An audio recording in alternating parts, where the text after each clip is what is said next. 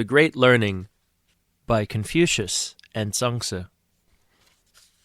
The way of great learning lies in letting one's inborn luminous virtue shine forth, in renewing the people, and in coming to rest in perfect goodness.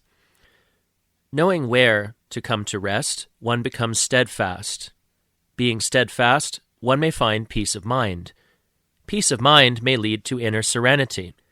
Inner serenity makes reflection possible. Only with reflection is one able to reach the resting place.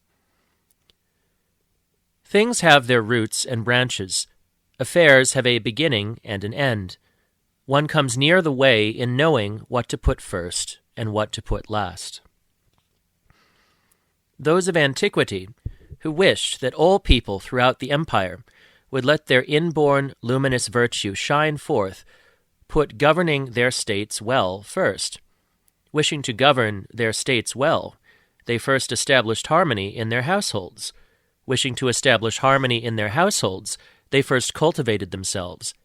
Wishing to cultivate themselves, they first set their minds in the right. Wishing to set their minds in the right, they first made their intentions true. Wishing to make their intentions true, they first extended knowledge to the utmost. The extension of knowledge lies in the investigation of things. Only after things are investigated does knowledge become complete. Knowledge being complete, intentions become true. Intentions being true, the mind becomes set in the right. The mind being so set, the person becomes cultivated. The person being cultivated, harmony is established in the household. Household harmony established, the state becomes well governed. The state being well governed, the empire becomes tranquil. From the Son of Heaven on down to commoners, all without exception should regard self-cultivation as the root.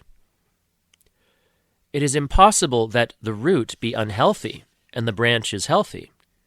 Never should the important be treated as trivial. Never should the trivial be treated as important. What is meant by the extension of knowledge lies in the investigation of things is this. If we wish to extend our knowledge to the utmost, we must probe thoroughly the principle in those things that we encounter.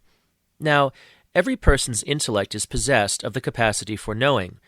At the same time, everything in the world is possessed of principle. To the extent that principle is not thoroughly probed, a person's knowledge is not fully realized. For this reason, the first step of instruction in the Great Learning teaches students that, encountering anything at all in the world, they must build on what they already know of principle and probe still deeper, until they reach its limit. Exerting themselves in this manner for a long time, they will one day suddenly become all-penetrating. This being the case, the manifest and the hidden, the subtle and the obvious qualities of all things will all be known, and the mind, in its whole substance and vast operations, will be completely illuminated. This is what is meant by the investigation of things. This is what is meant by the completion of knowledge.